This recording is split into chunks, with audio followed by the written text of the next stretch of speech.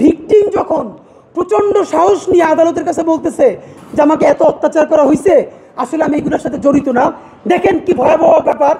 আদালত আইন শৃঙ্খলা বাহিনীকে ডেকে বলতেছে, কি পিটাইতেছেন যে এখনও স্বীকার করে না, এখনও বলে যে আমি এইটা করি নাই। এই ছিল বাংলাদেশের আদালত।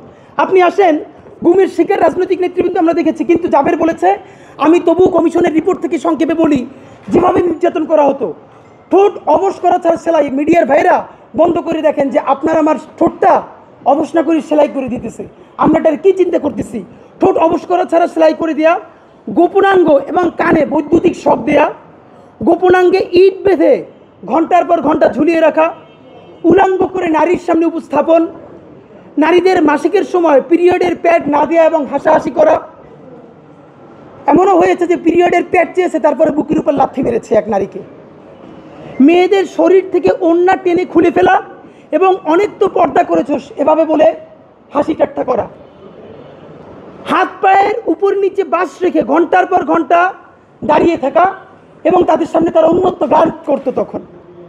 উলঙ্গ করে 24 ঘন্টা পর্যন্ত ঝুলিয়ে রাখা, ঘুমের মুখের মধ্যে ভেজা ময়লা কাপড় ঢুকিয়ে অনবরত পানি ঢালা। ভাই, একটা মিনিট আমরা কেউ সহ্য করতে পারবো না মুখের উপরে এরকম যদি কাপড় রেখে অনবরত পানি ঢালা হয়। আর সেই ঘুমের কোনো ভিকটিম, আমরা আসলে এটা বলবার মতোই কোনো মানসিক অবস্থায় নাই। বিদ্যুৎ সংযুক্ত বালতিতে প্রস্রাব করতে বাধ্য করে, আপনারা জানেন কি অবস্থা হয়। বালতির মধ্যে বিদ্যুতের লাইন দিয়ে তারপরে যদি কেউ প্রস্রাব করে, এই মানুষের জীবনে আসলে কি অবস্থা হয় আপনারা তো জানেন। পরবর্তী দুই একটা ব্যাপার আপনাকে বলতে চাই যে ওয়াশরুমে 8 মিনিটের বেশি অবস্থান করলে মারধর। এক নারী বলেছেন যেই কমোডে তিনি বসতেন, কমোডে পুরোপুরি বসা যেত না, এত ছোট সেল, সেটার মধ্যেই কমোড, অর্ধেক হয়ে বসতে হতো, দরজা আটকাইতে দিত না। এরপরও যদি তার সময় লাগতো, তারপর তার উপরে সে মারধর করত। যেভাবে হত্যা করা হতো, প্রথমত বিষ প্রয়োগে, অনেককে ইঞ্জেকশন দিয়ে, ইঞ্জেকশন পুশ করে, হত্যার পর পেট চিরে সিমেন্টের ব্যাগ বেঁধে লাশ নদী এবং সমুদ্রে ফেলে দেওয়া।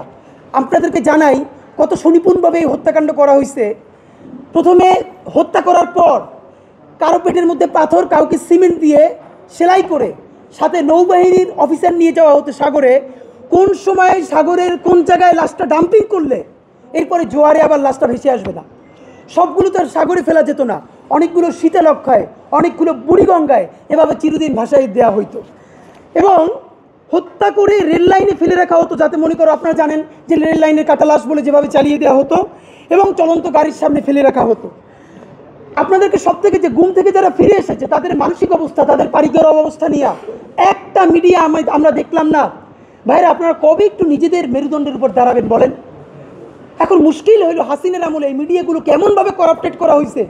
মিডিয়ার অনেক ভাইরা আমাদেরকে ব্যক্তিগতভাবে বলে তারা চায় সঠিক তথ্যতা প্রকাশ করতে, কিন্তু তাদের হাউসকে এই এজেন্সিগুলো এবং ইন্ডিয়া এবং হাসিনা এমনভাবে ব্যবহার করছে, তাদেরও অনেক গোপন তথ্য এজেন্সির কাছে এমন আছে, তারা এখন বেশি সত্য প্রকাশ করলে তাদের ক্ষতি হয়ে যাবে।